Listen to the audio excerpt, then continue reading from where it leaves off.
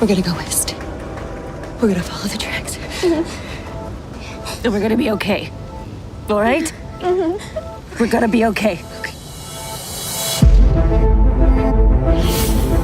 The Handmaid's Tale is a show that deals in iconography. The way that those images tell the story, I think, is one of the trademarks of The Handmaid's Tale. You are the sacred vessels of the Lord.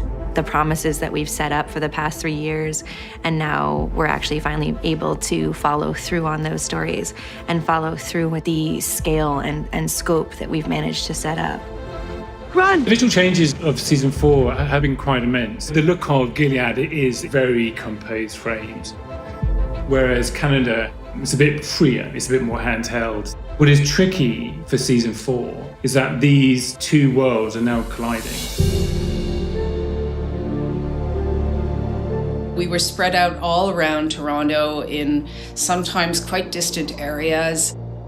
Every episode was a new adventure. So Lizzie's makeup in Gilead was very distressed, very pale. And then when she got to Toronto, she has more of a realistic makeup, but not too much because she hasn't been there long enough. So I had the crazy opportunity to direct the show. And so I got to kind of flex a different muscle.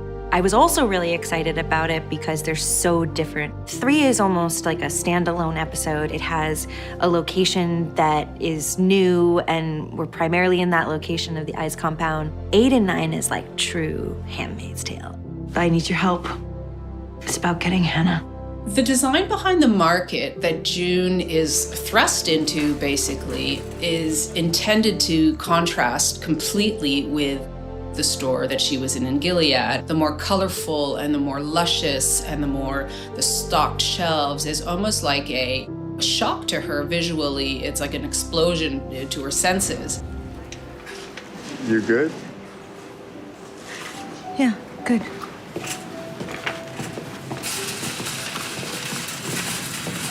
My role as composer for Handmaid's Tale is staying out of the way. The show creates a lot of space for the actors and for the story to develop and breathe. My greatest challenge is to add music into that space without taking up any space.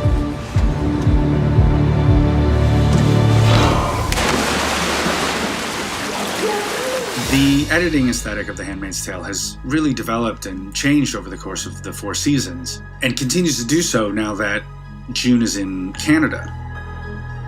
Nothing is cut and dry. Everything is a complicated feeling. That's where the editing comes in, and we try to navigate that for our viewers. What it meant was that we could sort through all these ideas, because out of those then becomes something incredible, these real gems.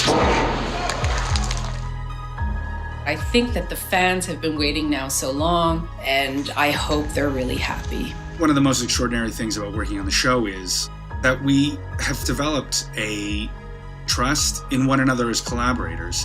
We all work really well together. We have similar sensibilities, and we love bouncing ideas off of each other.